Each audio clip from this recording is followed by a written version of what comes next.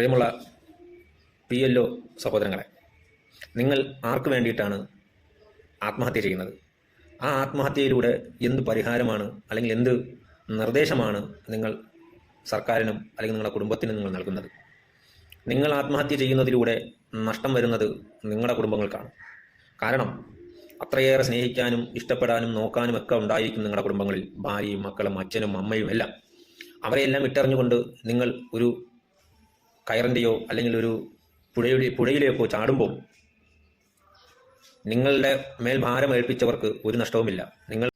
നിങ്ങളുടെ ആത്മഹത്യ കൊണ്ട് ഏത് സർക്കാരിനാണ് നഷ്ടമുണ്ടാവുക? അവർക്ക് ലാഭങ്ങൾ മാത്രമേ ഉള്ളൂ. നഷ്ടങ്ങൾ നിങ്ങൾക്കും നിങ്ങളുടെ കുടുംബങ്ങൾക്കും മാത്രമാണ്. അതുകൊണ്ട് ജോലി ഭാരം ഉണ്ട് എന്ന് തോന്നിയാൽ ആ ജോലി റിസൈൻ ചെയ്ത് സമാധാന ജീവിതത്തിലേക്ക് മാറുക.